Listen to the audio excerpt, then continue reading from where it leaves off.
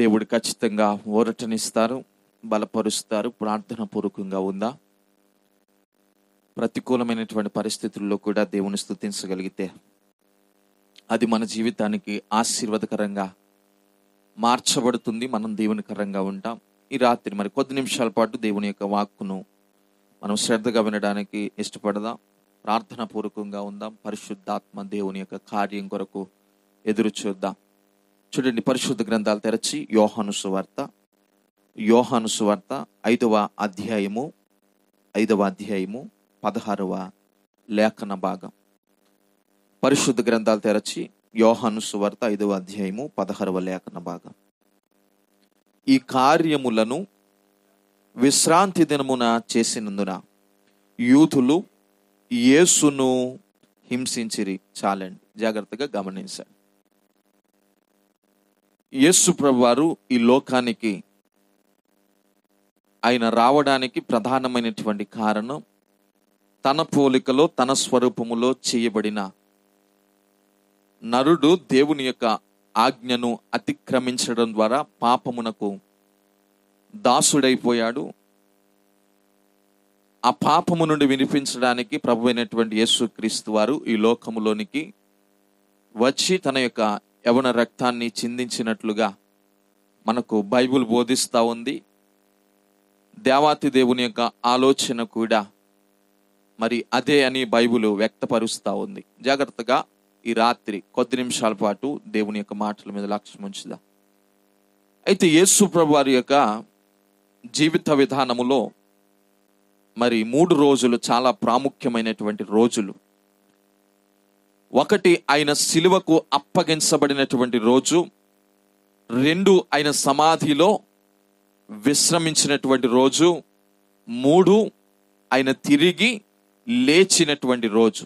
ఈ 3 రోజులు కూడా చాలా ప్రాముఖ్యమైనటువంటి దినాలుగా బైబిల్ జ్ఞాపకం చేస్తూ ఉంది. జాగ్రత్తగా మనము ఆలోచన చేద్దాం. ప్రభువు చెప్పారు కదా, ఈ గుడిని పడగొట్టండి, 3 దినములలోగా తిరిగి లేపుదును, కట్టుదును అనేటువంటి మాట ఆయన చెప్పారు. అనగా దేహం అనేటువంటి ఆయన యొక్క శరీరమును గూర్చి చెప్పబడినటువంటి మాటగా మరి బైబిల్ మనకు బోధిస్తూ ఉంది. జాగ్రత్తగా మనం అర్థం చేసుకుందాం. యేసు ప్రభువారు ఈ లోకానికి ఎందుకు వచ్చారు అంటే, ఒక మాటలో చెప్పాలి అంటే మన అందరి కొరకు ఆయన మరణించడానికి వచ్చారు.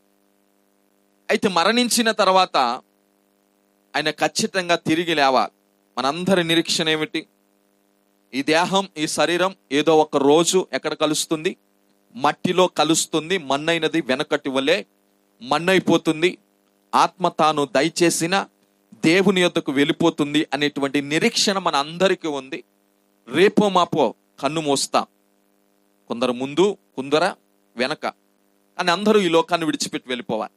అయితే మనకున్న నిరీక్షణ, యేసు ప్రభువారు మనకు అనుగ్రహించినటువంటి కృప, మనము చనిపోయిన మరలా బ్రతికించబడతాం. ఎంతమంది నమ్ముతున్నారండి?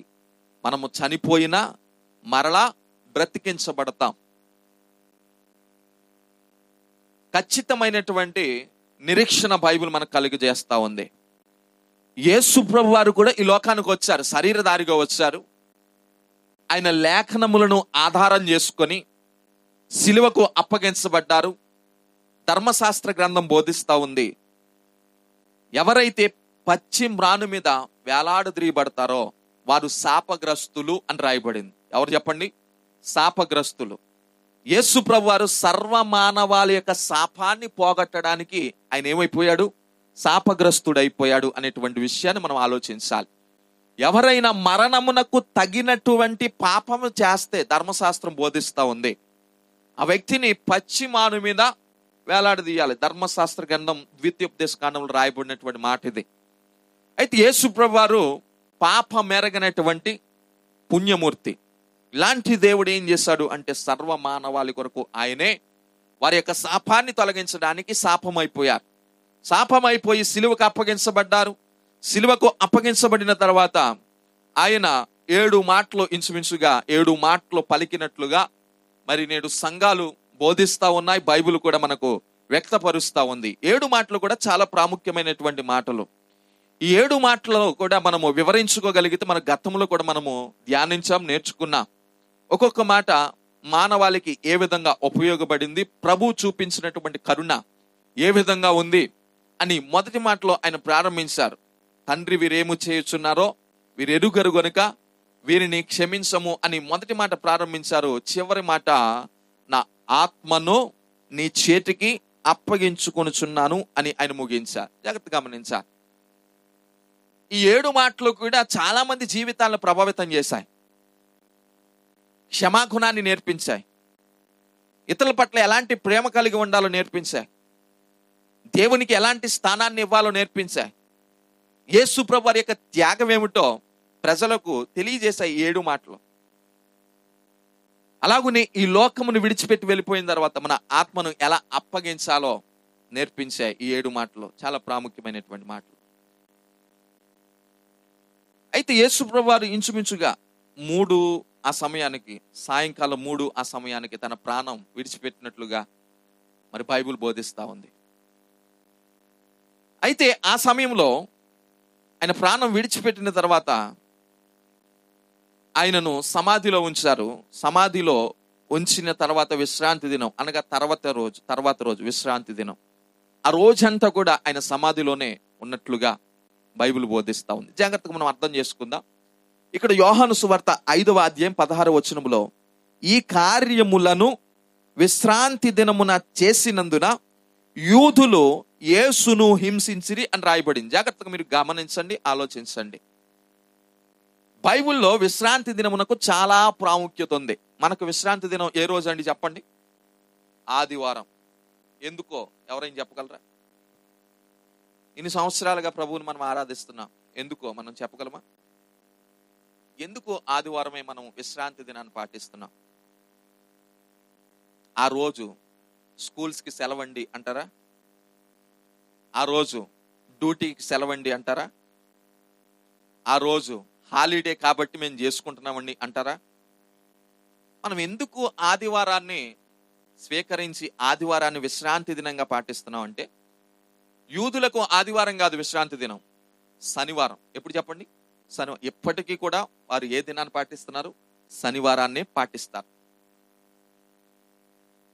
ఈ భారతదేశంలో కూడా కొన్ని సమాజాలు ఉన్నాయి, మరి కొన్ని డినామినేషన్స్ ఉన్నాయి. వారు సబ్బాతును ఒక దినముగా అంటే 7వ దినం శనివారాన్ని వారు ఆరాధన చేస్తున్నారు. ఇప్పుడు కూడా భారతదేశంలో కొన్ని సంఘాలు ఉన్నాయి. అయితే ఎందుకు మనము ఆదివారాన్ని మనము విశ్రాంతి దినంగా మరి ప్రభువుని ఆరాధిస్తున్నాము అంటే, యేసు ప్రభు వారు తిరిగి లేచినటువంటి దినం. చెప్పండి ఏంటంట? పునరుత్థాన దినం. యేసు ప్రభు వారు తిరిగి లేచినటువంటి దినం కనుక యేసు ప్రభు వారు చెప్పినట్లుగానే 3వ దినమున లేస్తాను అన్నారు. ఆయన చెప్పినట్లుగానే శిలువ మరణం పొందారు. ఆయన చెప్పినట్లుగానే విశ్రమించారు. ఆయన చెప్పినట్లుగానే 3వ దినమున తిరిగి లేచారు. మరణపు ముళ్ళును విరిచారు ఆయన. అయితే జాగ్రత్త గమనించండి, దేవుని యొక్క లేఖనంలో రాయబడినటువంటి విధానం ఏమిటి అంటే, బైబిల్ చెప్తా ఉంది, విశ్రాంతి దినమును మీరు ఖచ్చితంగా పాటించాలి, ఆచరించాలి. నిర్గమకాండం 20వ అధ్యాయము 8వ వచనములో చెప్పబడిన మాట. దాని తర్వాత నేను చదివిస్తాను. దానికంటే ముందుగా ఈ మాట మనం ఆలోచన చేద్దాం. ఏమంటున్నాడంటే 16వ వచనములో, ఈ కార్యములను విశ్రాంతి దినమున చేసినందున ఎవరు చేశారంట? ప్రభువైనటువంటి యేసుక్రీస్తు వారు చేశారంట. చేయడం వలన యూదులు ఆయన ఏం చేయడం ప్రారంభిస్తున్నారు? హింసించడం ప్రారంభిస్తున్నారు. ఏ దినం చేయడం వలన? విశ్రాంతి దినమున చేయడం వలన. చాలాసార్లు యేసు ప్రభు వారు విశ్రాంతి దినమునే మరి రోగులను బాగు చేయడం, ఎవరైతే బలహీనతలో ఉన్నారో, ఎవరైతే వ్యాధితో ఉన్నారో వారందరినీ కూడా మరి లేవనెత్తడం ఎక్కువగా విశ్రాంతి దినమున యేసు ప్రభు వారు చేసేవారు. అంటే విశ్రాంతి దినమునే చేసేవారా, లేకపోతే వేరే దినమున చేయలేదా అంటే లేదు. ఆయనకు సమయం దొరికినప్పుడల్లా ఎవరో ఒకరికి చేయూతనిచ్చేవారు, ఎవరో ఒక బ్రతుకును మారుస్తూ ఉండేవారు. అయితే యూదులకు ఒక ఆలోచన ఉండిపోయింది. ఏమిటి అంటే, విశ్రాంతి దినమున ఏ పని కూడా చేయకూడదు అనేటువంటి ఒక ఆలోచన. అది ఆజ్ఞ, నియమము. ఈ ఆజ్ఞను ప్రభువైనటువంటి యేసుక్రీస్తు వారు ఎందుకు అతిక్రమిస్తున్నారు అనేటువంటి ఆలోచన ప్రజలందరికీ కూడా తరచుగా కలుగుతూ ఉండేది. ఇది ఒక సందర్భమే కాదు, కానీ ఇంకొక సందర్భాన్ని కూడా నేను జ్ఞాపకం చేస్తాను. ఒకసారి చదవండి మత్తయి సువార్త 12వ అధ్యాయము 1-2 వచనాలు. మత్తయి సువార్త 12వ అధ్యాయము 1-2 వచనాలు. ఆ కాలమందు యేసు విశ్రాంతి దినమున పంట చేలులో పడి వెళ్ళుచుండగా ఆయన శిష్యులు ఆకలిగొని వెన్నెలు త్రుంచి తినసాగిరి. పరిసయ్యులు అది చూచి, ఇదిగో విశ్రాంతి దినమున చేయకూడనిది నీ శిష్యులు చేయుచున్నారని ఆయనతో చెప్పగా. జాగ్రత్తగా గమనించాలి. యేసు ప్రభు వారు ఒక పంట చేను గుండా వెళ్ళిపోతున్నారు. ఆయనతో పాటుగా ఆయన శిష్యులు కూడా ఆయనను వెంబడిస్తున్నారు. ఆయన శిష్యులు ఆకలిగొని వెన్నలు తుంచి ఏం చేస్తున్నారు? తింటున్నారంట. ఇప్పుడు పరిసయ్యులు వచ్చి అడుగుతున్నారు, విశ్రాంతి దినమున నీ శిష్యులు చెయ్యకూడని దానిని చేస్తున్నారు అంటే చాలా ఖచ్చితంగా ఉన్నారు యూదులు కానీ పరిసయ్యులు కానీ. మరి ఆనాడు కొన్ని తెగలు ఉన్నాయి. ఆ తెగలన్నీ కూడా చాలా ఖచ్చితత్వాన్ని కలిగి ఉన్నాయి. దేవుని యొక్క ఆజ్ఞ విషయంలో ఖచ్చితంగా పాటించాలి. ఏ ప్రాంతానికి వెళ్ళిపోయినా, లేకపోతే ఎన్ని పనిపాట్లు ఉన్నా వాటన్నింటిని విడిచిపెట్టి దేవుని యొక్క మందిరంలో గడపాలి. విశ్రాంతి దినమున పరిశుద్ధంగా ఆచరించాలి అనే ఆలోచన ఎవరికొంది చెప్పండి? యూదులకు ఉందంట, పరిసయ్యులకు ఉందంట. ఆనాడు ఉన్న సమాజాల్లో అనేక సమాజాలకు ఉన్నట్లుగా బైబిల్ తెలియజేస్తా ఉంది. ఈరోజు మనం ఆ విశ్రాంతి దినాన్ని ఎంత నెగ్లెక్ట్ చేస్తాం ఆలోచించండి ఒకసారి. దేవుని యొక్క వాక్యంలో రాబడతా ఉంది. ఖచ్చితంగా 6 దినాలు పని చేయాలంట, 7వ దినం దేవునికి ఇవ్వాలి. ఎందుకు ఇవ్వాలి? ఎందుకు విశ్రాంతి దినమునకు అంత ప్రాముఖ్యత అంటే, దేవాతి దేవుడు మానవుణ్ణి కలుగు చేసినటువంటి విధానం ఏదైతే ఉన్నదో, అలాగనే ఈ సృష్టి క్రమం అంతా కూడా 6 దినాలలో ముగించబడింది. ఎన్ని దినాలు చెప్పండి మరలా? 6 దినాలు. ఆయన మొదటి దినం ఈ సృష్టిని ప్రారంభించినప్పుడు మొదటి దినం మొదలుకొని 6వ దినం వరకు 5 దినములలోగా ఈ సృష్టి యావత్తును కూడా ఆయన ముగించి 6వ దినం తన పోలికలో తన స్వరూపములో ఎవరిని చేశారు? నరుని కలుగు చేశారు, మనుషుని కలుగు చేశారు. తర్వాత 7వ దినమున ఆయన విశ్రమించాడు అని బైబిల్లో రాయబడింది. ఏం చేయబడ్డాడంటే ఆయన విశ్రమించాడు. అయితే తర్వాత ప్రజలు ఆయనను ఎన్నుకొని ఆయనను ఆరాధిస్తున్నటువంటి తరుణం, అనగా ఐగుప్తు దేశములో నుండి కానాను దేశములోనికి బయలుదేరుతున్నటువంటి తరుణంలో దేవుడు ఒక ధర్మశాస్త్రాన్ని వారికి ఇచ్చారు. ఆ ధర్మశాస్త్ర ప్రకారంగా మీరు జీవించాలి అన్నారు, దీనిని పాటించాలి అన్నారు. ఆ ధర్మశాస్త్ర గ్రంథములో ఇంచుమించుగా 10 ఆజ్ఞలు ఉన్నాయి. ఎన్ని ఆజ్ఞలండి? 10 ఆజ్ఞలు. ఈ 10 ఆజ్ఞలు ఖచ్చితంగా ఇశ్రాయేలీలందరూ కూడా పాటించాలి అన్నాడు. ఏం చేయాలి చెప్పండి? పాటించాలి. ఈ 10 ఆజ్ఞలు కూడా చాలా చక్కగా మరి వారిని నడిపించాయి. అయితే కొంతమంది కొన్ని సమయాలలో కొన్ని సందర్భాలలో ఆజ్ఞను అతిక్రమించారు. దేవుని యొక్క వాక్యంలో రాయబడిన మాట, ఆజ్ఞ అతిక్రమమే పాపము, పాపము వలన వచ్చు జీతము మరణం. ఆ విధంగానే చాలా మంది మరణం అయిపోయారు, దేవునికి వ్యతిరేకమైనటువంటి దశలో నడిచారు. అయితే ఈ 10 ఆజ్ఞలు కూడా ఇశ్రాయేలీలను చాలా ప్రభావితం చేశాయి, దేవునికి చాలా దగ్గర చేశాయి, దేవుణ్ణి ఏ విధంగా ఆరాధించాలో ఒక క్రమాన్ని నేర్పించాయి. ఆజ్ఞ ఎప్పుడు కూడా క్రమాన్ని నేర్పిస్తుంది. ఏం నేర్పిస్తుంది చెప్పండి? క్రమాన్ని నేర్పిస్తుంది. ఎలాగండి అన్నారనుకోండి మీరు, నేను ఒక ఆజ్ఞ మీకు చెప్తున్నాను. ఏమిటి అంటే, రేపు 10 గంటల కల్లా మీరు దేవుని మందిరానికి రావాలి, రాని పక్షమున దేవుని యొక్క శిక్షకు మీరు పాత్రులైపోతారు అని నేను ఒక ఆజ్ఞ చెప్పాను. ఈ ఆజ్ఞ మీకు ఎలాంటి క్రమాన్ని నేర్పిస్తుంది? ఖచ్చితంగా 10 గంటల లోపే దేవుని మందిరానికి రావాలి అనేటువంటి ఒక క్రమాన్ని మీకు నేర్పిస్తుంది. ఆ విధంగానే ఇశ్రాయేలీలందరికీ కూడా ఈ 10 ఆజ్ఞలు చాలా క్రమాన్ని నేర్పించాయి. ఈ క్రమ పద్ధతిలోనే వారు చాలా సార్లు దేవునికి ఇవ్వాల్సినటువంటి ప్రాముఖ్యతను గూర్చి యేసు ప్రభు వారిని ప్రశ్నించినటువంటి సందర్భాలు వచ్చాయి. ఆ సందర్భంలోని యేసు ప్రభు వారిని ప్రశ్నిస్తున్నారు. ఏమని ప్రశ్నిస్తున్నారు? విశ్రాంతి దినమున మీరు చేసే పని ఏమిటి? విశ్రాంతి దినమున నీ శిష్యులు చెయ్యకూడనిది చేస్తున్నారు అనేటువంటి ఆలోచనలు సహజంగా తరచుగా యేసు ప్రభు వారి దగ్గరకు తీసుకొని వచ్చేవారు. యేసు ప్రభు వారు చాలా సార్లు బోధించేవారు. ఒకవేళ ఒక పనివాడు ఒక గాడిదని తీసుకొని వెళ్ళిపోతున్నటువంటి తరుణంలో ఆ గాడిద గుంటలో పడిపోయింది అనుకోండి, విశ్రాంతి దినం అని చెప్పి దాన్ని తీయకుండా విడిచిపెడితే ఏమైనా బాగుంటుందా అనేటువంటి చాలా ఆలోచనలు యేసు ప్రభు వారు చెప్పారు. జాగ్రత్త గమనించండి. ఎందుకు ఇది ఆజ్ఞగా ఇవ్వబడింది అంటే, ఒకసారి ఆ మాట కూడా మీరు చదవగలిగితే నిర్గమకాండం 20వ అధ్యాయం. ఎప్పుడు ఇది ఆజ్ఞగా ఇవ్వబడింది?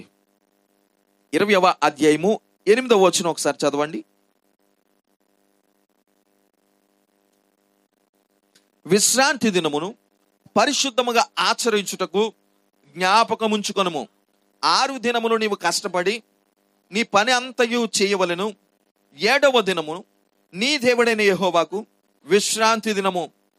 దానిలో నీవైనను, నీ కుమారుడైనను, నీ కుమార్తె అయినను, నీ దాసి అయినను, నీ దాసి అయినను, నీ పశువైనను, నీ ఇండ్లలో ఉన్న పరదేశి అయినను ఏ పని చేయకూడదో. ఇది ఆజ్ఞ. జాగ్రత్తగా గమనించాలి. విశ్రాంతి దినమును గూర్చినటువంటి ఆజ్ఞ. ఈ ఆజ్ఞ యేసు ప్రభు వారి దగ్గరకు వారు తీసుకొని వచ్చారు. ఎవరు? పరిసయ్యులు, అలాగనే యూదులు. మళ్ళీ చెప్పండి, ఈ 2 తెగల గురించి చెప్పండి. ఒకరు ఎవరంట?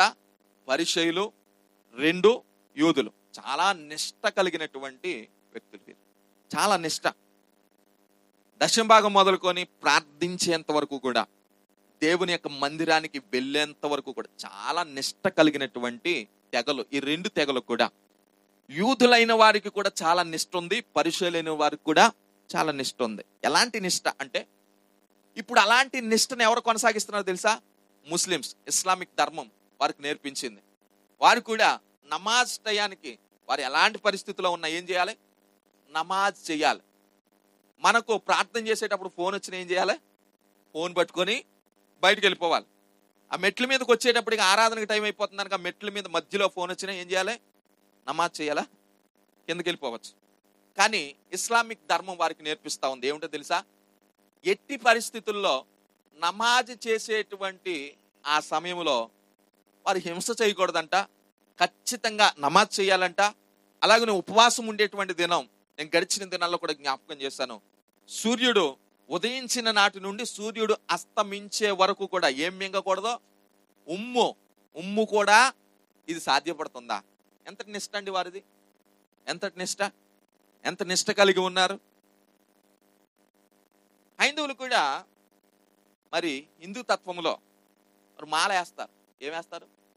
మాల వేస్తారు. 41 రోజు లేకపోతే వారికి ఉండేటువంటి కాల వ్యవధిని బట్టి మాల వేస్తారు. ఈ మాల వేసేటప్పుడు వారు ఏ మాల అయితే వేస్తారో ఆ పదాన్ని ఉచ్చరిస్తారు. బూతులు కూడా మాట్లాడడానికి ఇష్టపడరు. చాలా నిష్ట కలిగి ఉంటారు. మరి మనం కూడా మాలలోనే, దీక్షలోనే ఉన్నాం. ఎంతమందికి అర్థమవుతుంది? మనం కూడా దీనిలో ఉన్నాం. దీక్ష. ఏ దీక్ష ఇది? జీవితకాలపు దీక్ష, యేసయ్య దీక్ష. ఏ దీక్ష ఇది? యేసయ్య దీక్ష.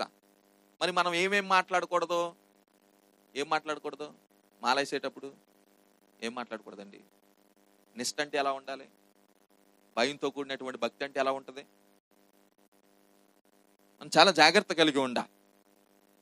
అయితే యూదులు కూడా అదే విధమైనటువంటి నిష్టలో ఉండేవారు. పరిసయ్యులు కూడా అదే విధమైనటువంటి నిష్టలో ఉండేవారు. ఈ నిష్టలో ఉండేటువంటి వారు విశ్రాంతి దినమును చాలా నిష్టగా పాటించేవారు. దేవుణ్ణి ఆరాధించాలి అనేటువంటి విధానం మోషే ద్వారా దేవుడు జ్ఞాపకం చేశాడు. ఏ పని చేయకూడదు. 6 దినాలు నీవే కష్టపడు, పని చేయి, చక్కగా నీ కుటుంబాన్ని పోషించుకో. కానీ 7వ దినం ఏదైతే ఉన్నదో ఆ దినం ఎవరు చెప్పండి? దేవునిది. దేవునిది. దానికి ప్రభువు ఎవరంట? యేసుక్రీస్తు. విశ్రాంతి దినం దేవునిది. దాన్ని ఖచ్చితంగా నీవు ఏం చేయాలి? పాటించాలి అన్నాడు. ఏ పని చెయ్యకూడదు అన్నాడు. జాగ్రత్త మీరు గమనించాలి. ఏం చేయకూడదు? దాసి అయినను దాసుడైనను ఏ పని విశ్రాంతి దినమున చేయకూడదు. ఇదే మాటను తీసుకుని యేసుప్రభువు వారి దగ్గరికి వచ్చారు. ఇప్పుడు వచ్చి పరిసయ్యులు అంటున్నారు, అయ్యా నీ శిష్యులు ఆకలిగొని వెళ్ళి ఏం చేశారంట? విశ్రాంతి దినమున చెయ్యకూడని పని చేశారు. అక్కడ కూడా యేసుప్రభువు ఒక సందర్భాన్ని చెప్పారు, దావీదును కూర్చున్నటువంటి సందర్భం. తర్వాత 2వ సందర్భం యోహాను సువార్తను మనం చదువుతున్నాం. 5వ అధ్యాయం చాలా ప్రాముఖ్యమైనటువంటి అధ్యాయం. ఈ 5వ అధ్యాయంలో దేవుని యొక్క కార్యం ఎలా ఉంది అంటే, మనుషులకు సాధ్యపడని వాటిని దేవుడు చేసి చూపించాడు. ఈ 5వ అధ్యాయంలో, ఈ 5వ అధ్యాయం 16వ వచనానికి వచ్చేసరికి ప్రభువు చేసినటువంటి కార్యాన్ని గూర్చి ఓర్చుకోలేని వాళ్ళు చాలా మంది ఉంటారు. దేవుడు ఎవరినైనా బాగు చేశాడు అనుకోండి, ఉన్న వాళ్ళకి ఏమైపోద్దంట, ఇప్పుడు ఒక రోగి బాగుపడ్డాడు అనుకోండి, డాక్టర్ ఏం చేయాలి? సంతోషించాలి. చుట్టుపక్కల ఉన్న వాళ్ళందరూ కూడా, పేషెంట్స్ అందరూ కూడా ఏం చేయాలా? సంతోషించాలి. మనకు రూమ్మేట్స్ ఉంటారు ఎక్కడ? హాస్పిటల్లో. అచ్చట్లు ముచ్చట్లు కూడా మనకు ఆపరేషన్ చేసేంత వరకు వాళ్ళతోనే. ఇప్పుడు ఆపరేషన్ అయిపోయిన తర్వాత, మనం బాగైపోయిన తర్వాత వాళ్ళు ఈడు వెళ్ళిపోతున్నాడు, వీడికి బాగా అవ్వకపోయినా బాగుందనంటే బాగుంటుందా? ఈరోజు క్రైస్తవ సమాజంలో ఉండేటువంటి పద్ధతి ఎలాగైపోయిందో తెలుసా? దేవుడు ఒక వ్యక్తిని బాగు చేస్తే ఓర్వలేని వాళ్ళు చాలా మంది ఉన్నారు. యేసు ప్రభు వారు కూడా చాలా మందిని బాగు చేశారు, స్వస్థపరిచారు, ఆరోగ్యం ఇచ్చారు. ఆరోగ్యం ఇచ్చి వారిని బలపరుస్తున్నటువంటి సమయంలో చాలా మంది ఓర్వలేకపోయారు. ఓర్వలేక ఆయనను ప్రశ్నించడానికి వచ్చారు, హింసించడానికి వచ్చారు, నిందలు వేయడానికి వచ్చారు, ఆయన్ను పట్టుకొని మరణానికి అప్పగించడానికి ప్రయత్నాలు చేశారు. కానీ యేసయ్యకంటూ ఒక సమయం ఉంది. చాలా మంది అనుకుంటారు యేసు ప్రభువాన్ని బలవంతంగా సిలువేసేశారు. బలవంతంగా చేశారండి? లేదు. తనను తాను ఏం చేశాడు? అప్పగించుకున్నాడు. విచిత్రం ఏమిటి అంటే, ఇందాక నేను చెప్పినట్లుగా 3 దినాలు. ఆ 3 దినాలలో యేసు ప్రభు వారి యొక్క మరణం ఏదైతే ఉన్నదో, శుక్రవారం మొదలుకొని ఆదివారం వరకు కూడా, యూదులకు ఏ దినం విశ్రాంతి దినం అని చెప్పాను? శనివారం. యేసు ప్రభు వారు కూడా సమాధిలో ఉన్నది ఏ దినం? శనివారం. దేవాతి దేవుడు కూడా సృష్టిని అంతటిని ముగించి విశ్రమించింది ఏ రోజు? 7వ దినం, అంటే శనివారం. మరి ఇవన్నీ కూడా లెక్కలు కుదిరాయి అంటే ఖచ్చితంగా దేవుని కంటే ఒక ప్లానింగ్ ఉంది. కనుక జాగ్రత్తగా ఆలోచించండి. విశ్రాంతి దినమునకు బైబిల్ చాలా ప్రాముఖ్యత ఇచ్చింది. బైబిల్ ప్రాముఖ్యత ఇచ్చినట్లుగానే యేసు ప్రభు వారు కూడా చాలా సార్లు విశ్రాంతి దినమునకు ఉండేటువంటి ప్రాముఖ్యత మరి ప్రజలకు తెలియజేశారు. ప్రజలు కూడా ప్రభుని ఏ విధంగా ఆరాధించాలో విశ్రాంతి దినాన్ని యేసు ప్రభు వారు కూడా పాటించారు. సమాజ మందిరముల్లోనికి ఆయన వెళ్ళేవాడు, సమాజ మందిరంలో బోధించేవాడు, సమాజ మందిరంలో వారితో కలిసి తర్కించేవాడు. ఇదంతా కూడా ఎప్పుడు జరిగేదండి? విశ్రాంతి దినం. సునగోగులు ఉండేవంట, వాటిలో ప్రభు అయినటువంటి యేసుక్రీస్తు వారు బోధించేవారు. విశ్రాంతి దినమునకు దేవుడు యేసు ప్రభు వారు కూడా చాలా ప్రాముఖ్యత ఇచ్చారు. కానీ కొన్ని సమయాలలో ఆ దినమున ఏ పని చెయ్యకూడదు అనేటువంటి నిష్ఠ, నియమము ప్రజల్లో ఉండిపోయింది. కానీ ప్రభు అయినటువంటి యేసుక్రీస్తు వారు ఎవరైనా అక్కర కొలది చేయి చాపి అడిగితే ఖచ్చితంగా అది ఏ దినము అని చూసేవారు కాదు. కానీ ఆ దినమున ఖచ్చితంగా ప్రతి విధమైనటువంటి అవసరాన్ని కూడా ప్రభు ఏం చేస్తాడు చెప్పండి? తీర్చేవాడు. మన అవసరాన్ని కూడా ఆయన ఏం చేస్తారు? తీరుస్తారు. అయితే ఇప్పుడు మనం చదివినటువంటి ఈ 2 సందర్భాలు, లేకపోతే కొన్ని సందర్భాల్లో ఆయన విశ్రాంతి దినమున చాలా కార్యాలు చేసినట్లుగా ఉంది కదా. మరి ఎందుకు ఆయన విశ్రాంతి దినాన్ని, ఆ నియమాన్ని ఎందుకు ఆయన పాటించలేకపోతున్నాడు? లేకపోతే ఎందుకు అక్కడ కొన్ని ప్రశ్నలు వస్తున్నాయి, ఆయన మీరు ఎందుకు పాటించట్లేదు అని ఎందుకు అడుగుతున్నారు అంటే, చూడండి, దీనికి సమాధానం కూడా బైబిల్ మనకి ఇస్తా ఉంది. మత్తయి సువార్త 28వ అధ్యాయము 1వ వచనం కూడా ఒకసారి చదవండి. విశ్రాంతి దినమును గూర్చే యేసు ప్రభు వారు చనిపోకముందు ఏం జరిగింది అనేటువంటి విషయం, ఆయన చనిపోయిన తర్వాత ఏం జరిగింది అనేటువంటి విషయం చెప్తారు అక్కడ. మత్తయి సువార్త 28వ అధ్యాయము 1వ వచనం. విశ్రాంతి దినము గడిచిపోయిన తర్వాత, ఏ దినం గడిచిపోయిన తర్వాత చెప్పండి? విశ్రాంతి దినం గడిచిపోయిన తర్వాత ఏ రోజు? ఆ రోజు ఆదివారమున తెల్లవారుజామున. ఎవరెవరు వెళ్ళారు? మగ్దలేని మరియా. కొన్ని లేఖనాలు కొన్ని విధాలుగా వర్ణించాయి. ఆదివారమున తెల్లవారుజామున. దానికి ముందు దినం ఏం దినం? విశ్రాంతి దినం, శనివారం. ఇంకొక లేఖన భాగాన్ని కూడా నేను జ్ఞాపకం చేస్తాను, దీన్ని ఇంకా మరింత వివరణిస్తాడు. లూకాసు వార్త 23వ అధ్యాయము, లూకాసు వార్త 23వ అధ్యాయము 50వ వచనం. 50వ వచనం. అరిమత్తయి అను యూదుల పట్టణపు సభ్యుడైన యోసేపు అను ఒకడుండెను. అతడు సజ్జనుడు, నీతిమంతుడనై యుండి వారి ఆలోచనకును వారు చేసిన పనికిని సమ్మతింపక దేవుని రాజ్యము కొరకు కనిపెట్టుచుండినవాడు. అతడు పిలాతునొద్దకు వెళ్ళి యేసు దేహము తనకిమ్మని అడుగుకొని దానిని క్రిందకి దించి సన్నపు నారబట్టతో చుట్టి తొలిచిన రాతి సమాధిలో ఉంచెను.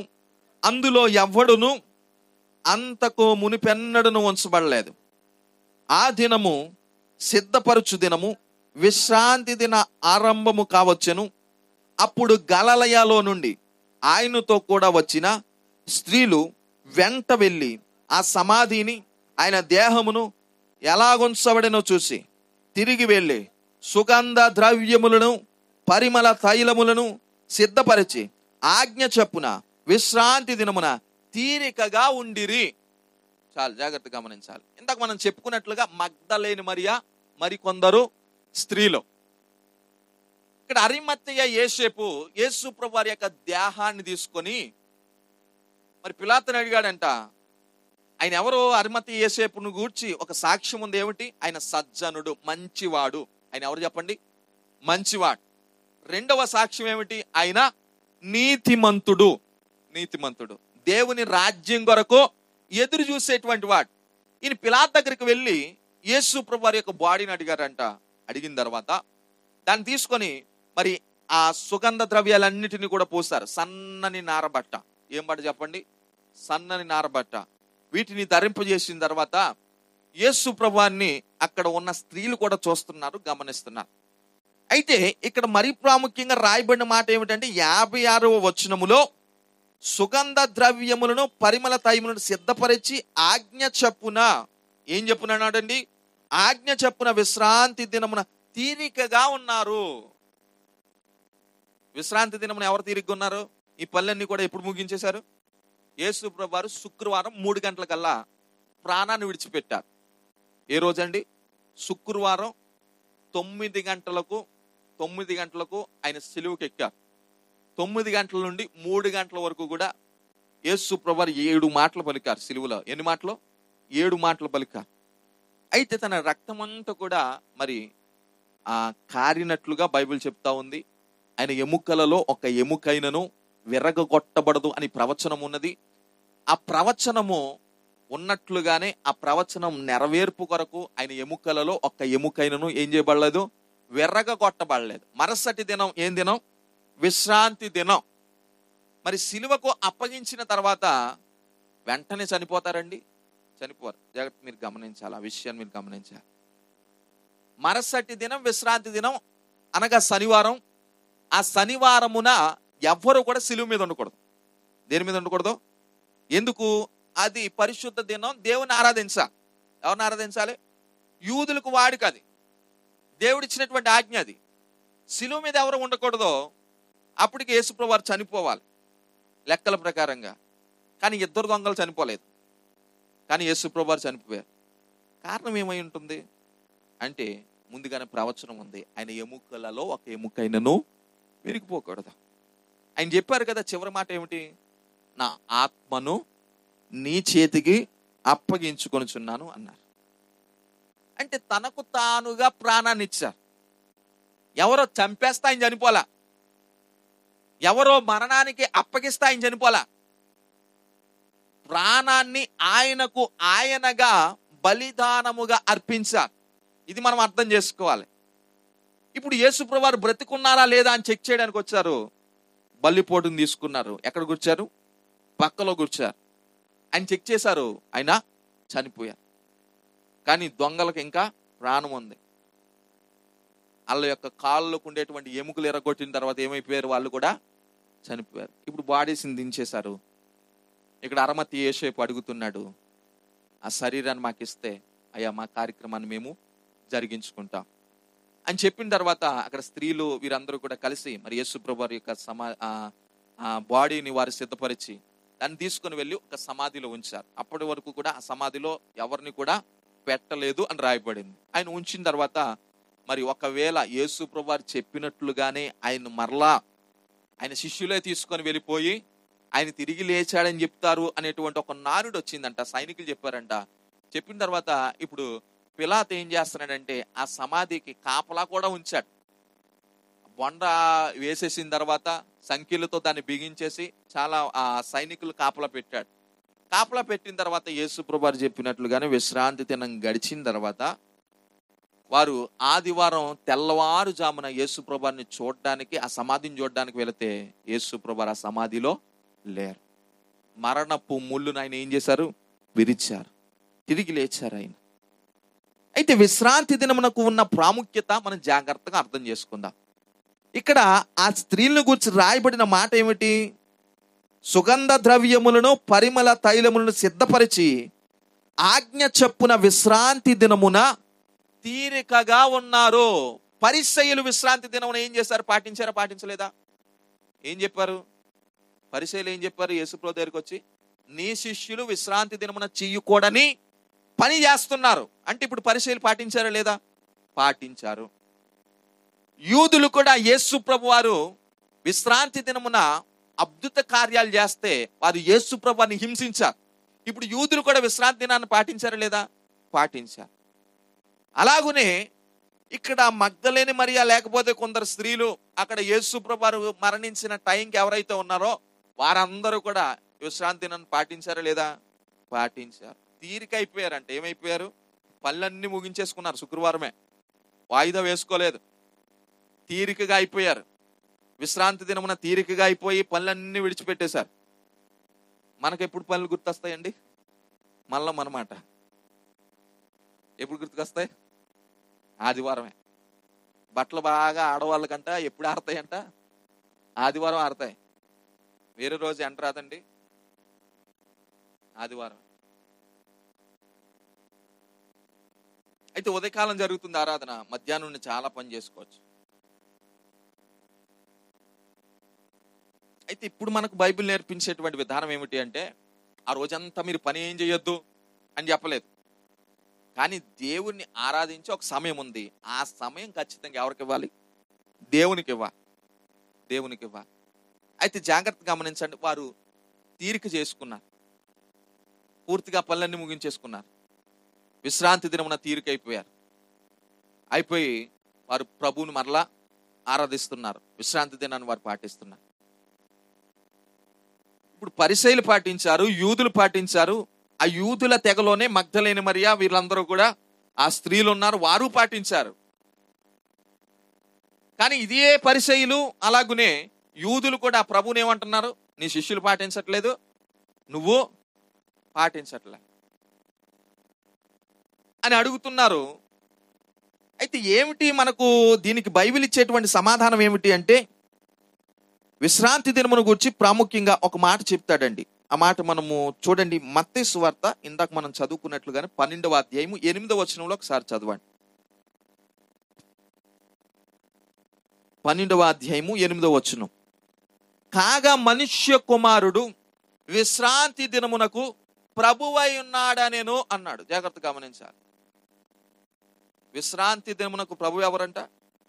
యేసు ప్రభు. అలా చెప్పండి నాతో కలిసి. విశ్రాంతి దినాన్ని నియమించింది ఎవరండి? ఎందుకని? దేవుడే. ఎవరు? ఆ దేవుడే శరీరధారిగా ఈ భూమి మీదకి వచ్చాడు. విశ్రాంతి దినం పాటించాలి అని ఒక నియమాన్ని పెట్టింది ఎవరు చెప్పండి? దేవుడే. దేవుడే చెప్పాడు, నన్ను ఆరాధించడానికి ఒక దినాన్ని మీరు ఏం చేయాలి? ప్రత్యేకపరచాలి అని దేవుడే ఒక ఆజ్ఞగా వారికి ఇచ్చారు. అదే దేవుడు మనుష్య కుమారునిగా ఈ లోకానికి వచ్చారు.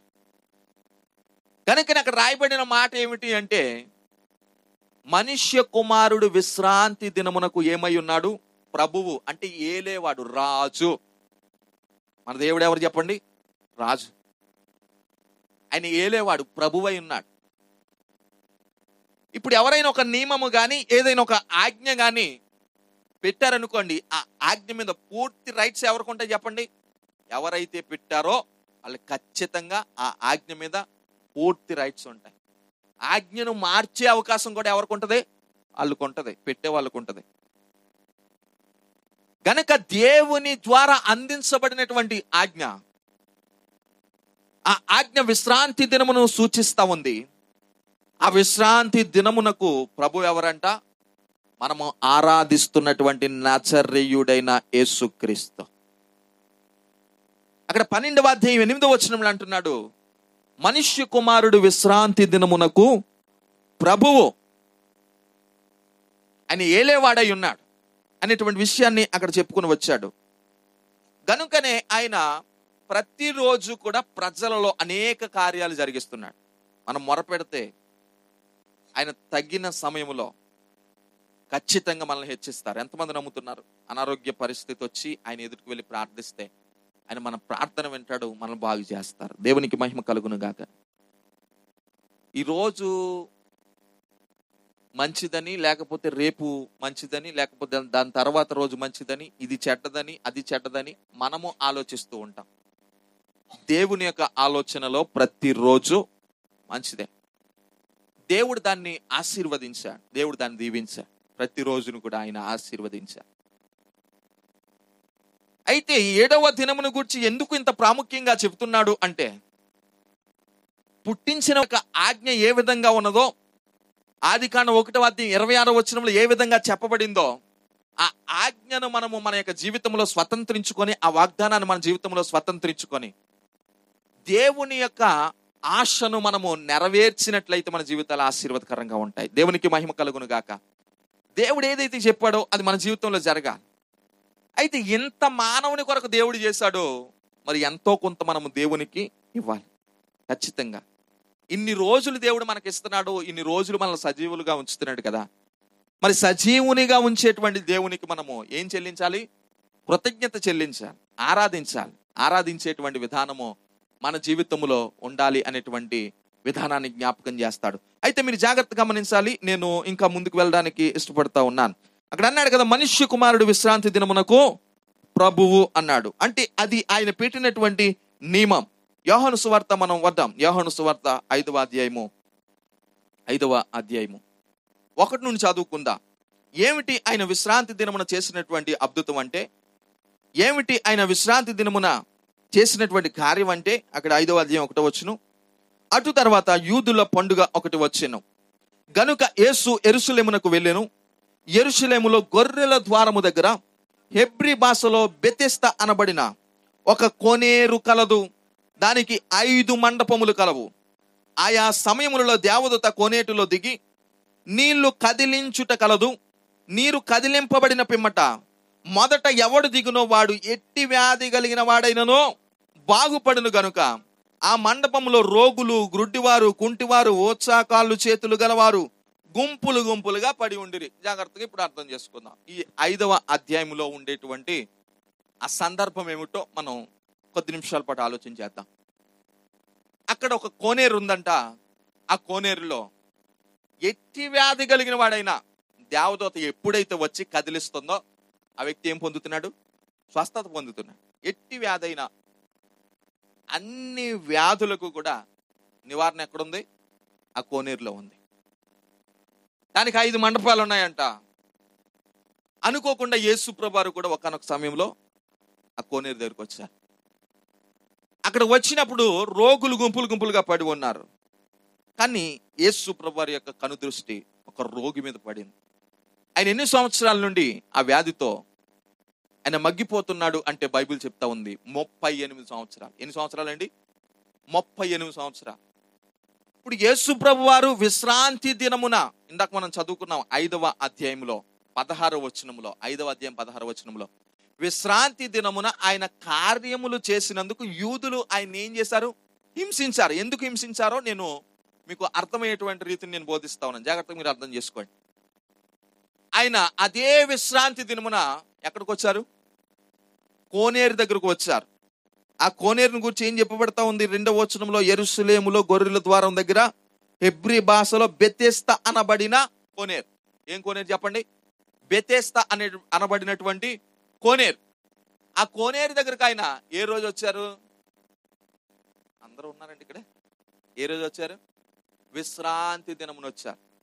కానీ బైబిల్ బోధించింది, దానికి ముందే ధర్మశాస్త్ర గ్రంథం బోధించింది, విశ్రాంతి దినమున మీరు ఏ పని చేయకూడదు.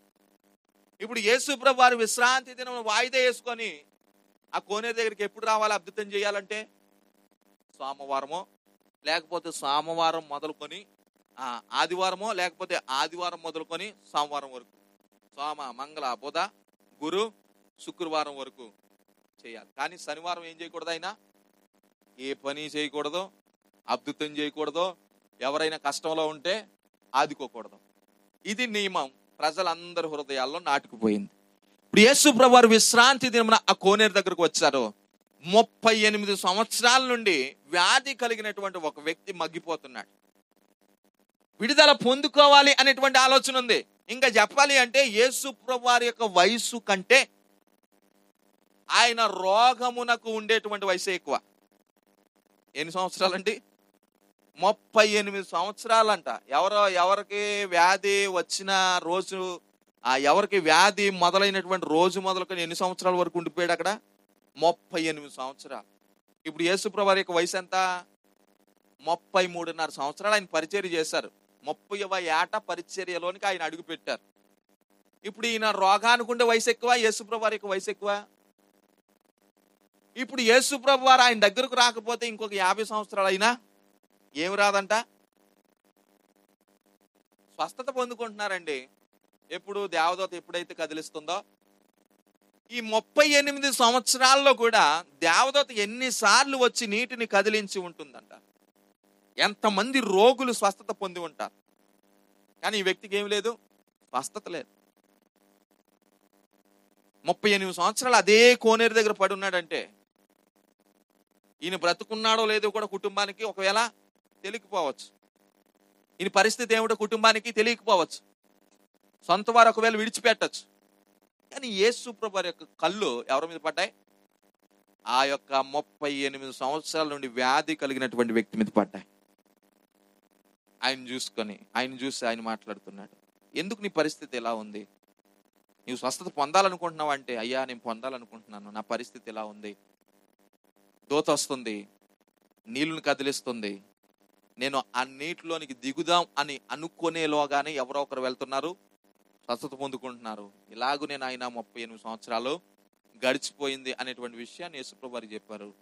అయితే ఆయన అడుగుతున్నాడు, నీకు స్వస్థత కావాలా? నీవు స్వస్థత పొందగోరుచున్నావా అంటే, అవునయ్యా అనగానే, నీ పరుపు ఎత్తుకొని లేవు అని చెప్పాడు. ఏం ఎత్తుకొని లేవాలంట? చూడండి ఆ మాట మీరు చదవండి, 5వ వచనం. అక్కడ 38 ఏండ్ల నుండి వ్యాధి గల ఒక మనుష్యుడుండెను. యేసు వాడు పడి ఉండుట చూచి, వాడు అప్పటికి బహుకాలము నుండి ఆ స్థితిలో ఉన్నాడని ఎరిగి, స్వస్థపడగోరుచున్నావా అని వానిని అడుగగా, ఆ రోగి ఆ విషయాన్నంతా చెప్పుకొచ్చిన తర్వాత 8వ వచనం ఒకసారి చదవండి. యేసు నీవు లేచి నీ పరుపెత్తుకొని నడువమని వానితో చెప్పగా, వెంటనే వాడు స్వస్థత నొంది తన పరుపుని ఎత్తుకొని నడిచెను. ఏం పొందాడు? స్వస్థత పొంది పరుపుని ఎత్తుకొని నడిచాడు. ఇందాక నేను చెప్పాను కదా, ఎవరైనా బాగుపడ్డారంటే ఓర్వలేని వాళ్ళు చాలా మంది. ఎన్ని సంవత్సరాలు? 38 సంవత్సరాలు. ఇప్పటి వరకు కూడా. తర్వాత ఇప్పుడు మాటలు ప్రారంభిస్తారు. ఈ మాటలు ప్రారంభించిన వాళ్ళు ఏ రోజైనా దేవదూత వచ్చి కదిలించినప్పుడు పాపం సాయం చేద్దామన్న వాళ్ళు లేరు. పాపం ఈ వ్యక్తి స్వస్థత పొందుకోలేకపోతున్నాడు. మనం దగ్గరుండి చెయ్యూతనిస్తే స్వస్థత పొందుకుంటాడు అని చెప్పేవారు లేకుండా పోయారు అక్కడ. కానీ ఎప్పుడైతే స్వస్థత పొందాడో వచ్చేసారు, గుంపులు వచ్చేసారు. ఆ గుంపులు ఏమంటున్నాయి చూడండి, తర్వాత వచ్చును 10వ వచనం. ఆ దినము విశ్రాంతి దినము గనుక యూదులు, ఇది విశ్రాంతి దినం కదా, నీవు నీ పరుపు ఎత్తుకొన తగదే అని స్వస్థత నొందిన వానితో చెప్పాను. ఏమంటున్నారు చెప్పండి? ఇది విశ్రాంతి దినం కదా, నీ పరుపు నీవు ఎత్తుకొన ఏమవదంట, తగదు అన్నారు. దీనికంటే ఘోరం ఏమైనా ఉంటుందా? మీరు ఆలోచించండి. ఒకవేళ ఎవరైనా రేపు మాపు మనం చచ్చిపోతాం, చాలా ప్రాణాపోయే స్థితిలో ఉన్నాం, విశ్రాంతి దినం మీరు హాస్పిటల్కి వెళ్ళకూడదంటే ఎలా ఉంటుంది? చాలా ఘోరంగా ఉంటుంది కదా. ఇక్కడ కూడా యేసుప్రభు వారు ఒక కార్యం చేస్తే, యేసుప్రభు వారు ఒక వ్యక్తిని స్వస్థపరిస్తే, అక్కడికి యూదులు వచ్చి, చాలా నిష్ట కలిగినటువంటి యూదులు కనుక వారు అంటున్నారు, నీ పరుపును దీనికి తగదు కదా, నీవు పరుపు నీవు ఎత్తుకొని లెగడానికి నీకు తగదు కదా అంటున్నారంట. తర్వాత ఈ విషయాన్ని కూడా నిన్ను ఇలా చెప్పింది ఎవరని ఆయన్ను ప్రశ్నించిన తర్వాత, అయ్యా నేను సరిగా చూడలేదు, నాకు తెలియదు, ఏదో చెప్పుకొచ్చిన తర్వాత కొంతసేపటికి మరలా ఆ ప్రభు అయినటువంటి యేసుక్రీస్తు వారిని ఆ వ్యక్తి మరలా ఆయన్ను కనుగొని తర్వాత ఆయన్ను గురించినటువంటి సమాచారం యూదులకు ఇచ్చారంట. యూదులకు ఇచ్చిన తర్వాత వీళ్ళందరూ కూడా బయలుదేరి యేసుప్రభు దగ్గరికి వచ్చారు. యేసుప్రభు దగ్గరికి వచ్చి ఇందాక మనం చదువుకున్నాం కదా 16వ వచనంలో 15వ వచనం కూడా ఒకసారి చదవండి. వాడు వెళ్ళి తను స్వస్థపరిచిన వాడు యేసు అని యూదులకు తెలియజెప్పాడు. తెలియజెప్పిన తర్వాత 16వ వచనంలోకి వచ్చేసరికి ఈ కార్యములను విశ్రాంతి దినమున చేసినందున యూదులు యేసుని హింసించారు అని రాయబడింది. విశ్రాంతి దినం ఏం చేయకూడదంట? ఎవరిని బాగు చేయకూడదు. విశ్రాంతి దినం ఏ పని చేయకూడదు. విశ్రాంతి దినం ఎవరైనా ఆకలితో ఉండి చేయి చాపితే వారికి ఏం పెట్టకూడదు? ఆహారం పెట్టకూడదు. ఇది ప్రజలలో ఉండేటువంటి ఒక తత్వం. ఈ తత్వాన్ని రూపుమాపడానికి ప్రభు అయినటువంటి యేసుక్రీస్తు వారు ఈ భూమి మీదకి వచ్చారు. దేవునికి మహిమ కలుగును గాక. ఎందుకు ఆయన ప్రజలను పదే సార్లు ఆయన సరి చేస్తున్నారు అంటే, ప్రజలు ఆజ్ఞలు పాటించడానికి మనస్సు నిలుపుకున్నారు కానీ బ్రతుకును మార్చుకోవడానికి మనస్సు నిలుపుకోలేదు. ప్రభు ఎందుకు వారిని పదే హెచ్చరిస్తున్నారు తెలుసా? హృదయాన్ని మార్చుకోలేదంట. ఆయన అందుకే చాలాసార్లు చెప్పాడు, నేను బలిని కోరట్లేదు కానీ ఏం కోరుతున్నాను? కనికరాన్నే కోరుతున్నాను. విరిగి నలిగిన బలి దేవునికి ఇష్టమైనది. విరిగి నలిగినటువంటి మనసే దేవునికి ఇష్టమైనటువంటి బలియాగం అని బైబిల్లో రాయబడింది. చాలాసార్లు ఆయన హెచ్చరించారు.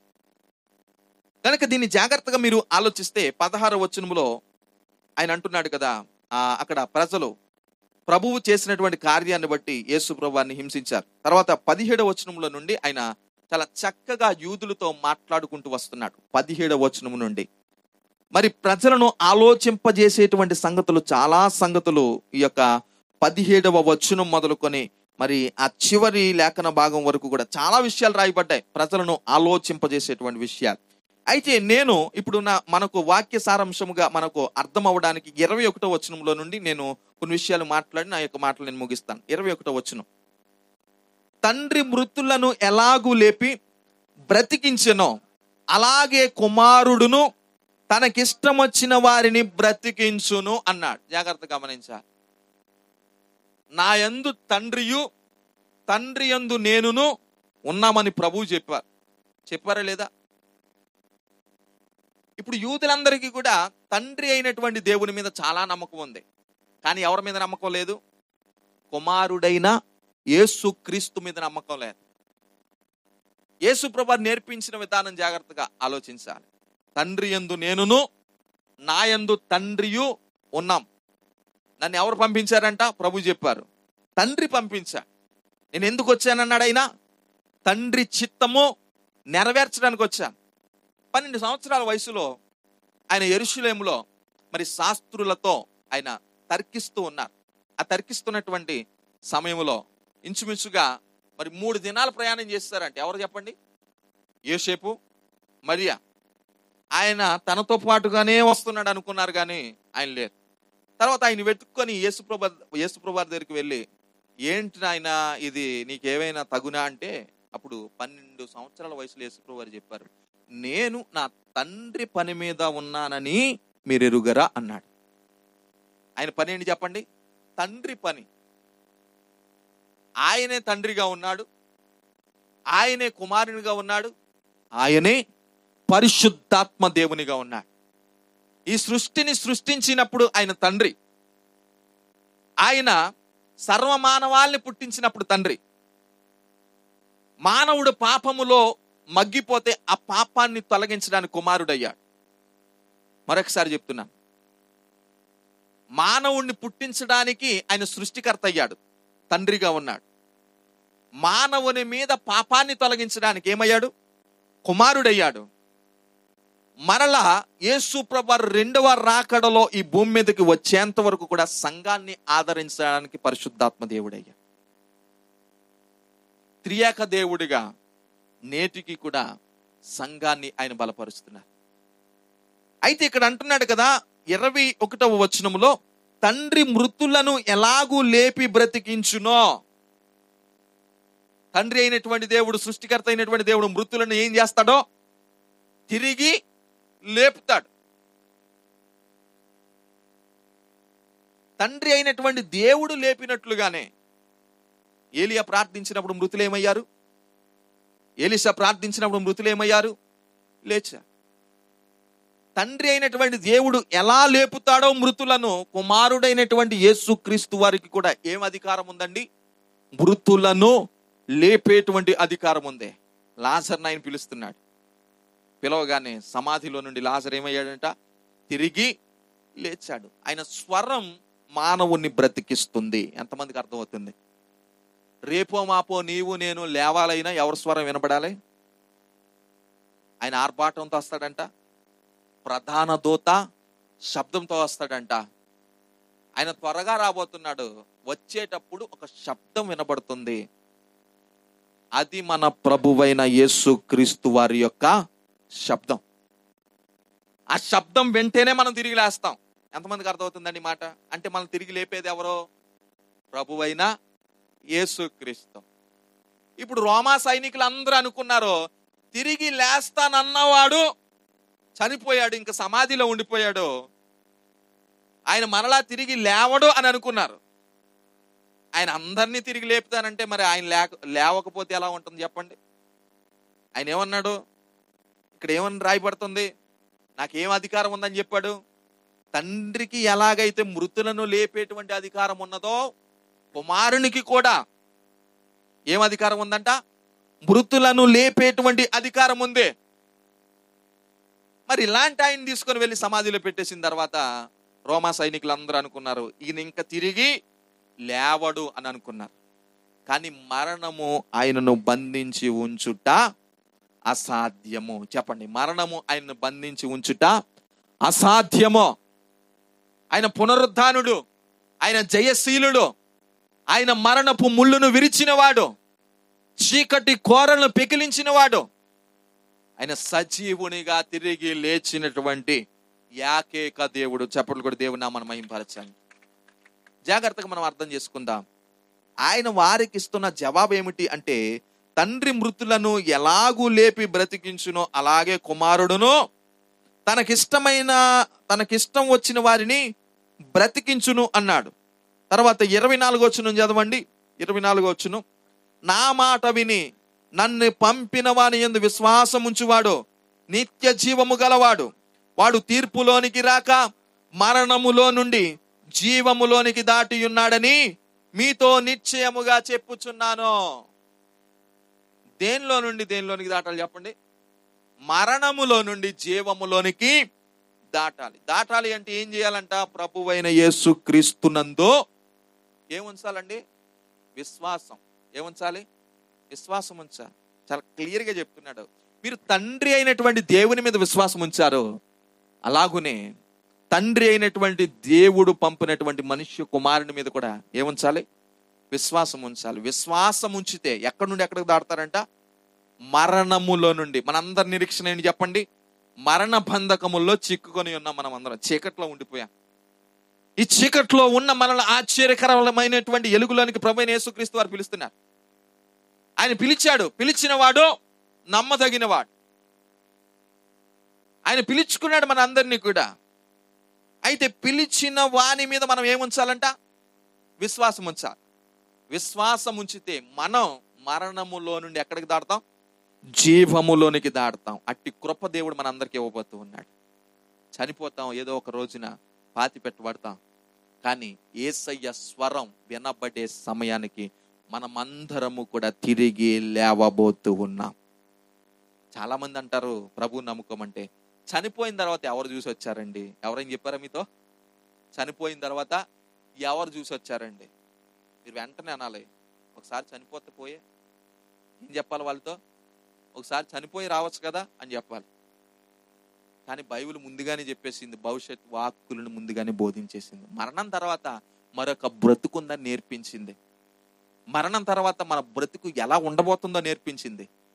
మరణం తర్వాత మనము ఏమైపోతామో నేర్పించింది. మరణం తర్వాత ఒకవేళ మన క్రియలు మంచివైతే దేవునితో యుగ యుగాలు రాజ్యం ఏలతామని చెప్పింది. ఒకవేళ చెడ్డవి అయితే రెండవ మరణములో పాల్పంపులు పొందుతాం. అగ్ని ఆరదో, పొరుగు చావదో, యుగ యుగాలు కూడా ఆ అగ్నిలో వేదన పడాలని చెప్పింది. రేపు ఏం జరుగుతుందో మనకు తెలియదు, కానీ దేవుడు తన భక్తుల ద్వారా ముందుగానే వ్రాయించి పెట్టాడు. ఈ మాటను నమ్మి మనము ముందుకు కొనసాగిపోతే ఖచ్చితంగా ఇదే నెరవేరుతుంది. అయితే మరణములో నుండి జీవములోనికి మనం దాటాలి అంటే ఎవరి మీద మనం విశ్వాసం ఉంచాలంట? యేసు క్రీస్తునందు విశ్వాసం ఉంచాలి. ఆయన యందు విశ్వాసం ఉంచాలి. విశ్రాంతి దినమున ఆయన విశ్రమించారు. ఆయన సమాధిలో ఉన్నారు. ఆయన ముందుగానే చెప్పినట్లుగా 3వ దినమున నేను తిరిగి లేస్తాను అని చెప్పినట్లుగానే మరి రేపటి దినమున దైవజనులు జ్ఞాపకం చేస్తారు. ఆదివారం తెల్లవారుజామున మగ్దలేని మరియా కొందరు స్త్రీలు సమాధి దగ్గరకు వెళ్ళిన తర్వాత రాయి ఏమైపోయింది? తొలగించబడింది. యేసు ప్రభువారు యొక్క వస్త్రాలు ఉన్నాయి, కానీ ఆయన బాడీ లోపల లేదు. ఆయన ఇంచుమించుగా తనను తాను ఎన్ని దినాలు ప్రత్యక్షపరుచుకున్నారు తెలుసా? 40 దినాలు. ఎన్ని దినాలండి? 40 దినాలు. ఆయన తిరిగి లేచినట్లుగా సమాజమంతా సాక్ష్యం ఇచ్చింది. ఆయన తిరిగి లేచినట్లుగా తన శిష్యులు సాక్ష్యం ఇచ్చారు. ఆయన తిరిగి లేచినట్లుగా మరి ఎవరైతే ఆయనకు వ్యతిరేకమైనటువంటి దశలో ఉన్నారో వారు కూడా సాక్ష్యం ఇచ్చారు. ఎన్ని దినాలు చెప్పండి? 40 దినాలు. వారితోనే కలిసి ఉన్నారు, వారితోనే ప్రయాణించారు, వారితోనే ఆయన సంభాషించారు, రాజ్యంను గురించినటువంటి అనేక విషయాలు బోధించారు. ఒకానొక సమయంలో మరి శిష్యులు వేటకు వెళ్ళిపోతే వారి దగ్గరకు వెళ్ళి వారితో మాట్లాడాడు. ఎమ్మాయి దారిలో వారితో కలిసి నడిచాడు. చేపల గురించి మాట్లాడుకున్నారంట, పలానా విషయాలు మాట్లాడుకున్నారంట. ఇవన్నీ కూడా తిరిగి లేచిన తర్వాత. ఎప్పుడండి? తిరిగి లేచిన తర్వాత. బైబిల్ చాలా చక్కటి సాక్ష్యం ఇస్తా ఉంది. శిష్యులు చాలా చక్కటి సాక్ష్యం ఇస్తున్నారు. యేసు ప్రభువారు తిరిగి ఆయన చెప్పినట్లుగానే ఆయన లేచి ఉన్నాడు. ఆయన పునరుద్ధానుడై లేచి ఉన్నాడు. ఆయన మరణపు ముళ్ళును విరిచి లేచి ఉన్నాడు. ఆయన మరి మరణములో నుండి ఎక్కడికి దాటారు చెప్పండి? జీవములోనికి. ఇప్పుడు మన అందరి నిరీక్షణ ఏమిటి? మరణములో నుండి ఎక్కడికి దాటాలి? జీవములోనికి దాటాలి. అంటే ఎవరి ముందు విశ్వాసం ఉంచాలి? యేసు క్రీస్తునందు విశ్వాసం ఉంచాలి. అలాంటి విశ్వాసంతో మనం కొనసాగిపోతే దేవుడు ఖచ్చితంగా మనందరినీ కూడా తన రాకడలో తిరిగి లేపబోతూ ఉన్నాడు. ఆయనను మనం అందరం కూడా ఎదుర్కోబోతున్నాం. యుగ యుగాలు కూడా ఆయన రాజ్యములో మనము ఆనందించబోతూ ఉన్నాం. అట్టి కృపా సమాధానము దేవుడు మన అందరికీ అనుగ్రహించును గాక.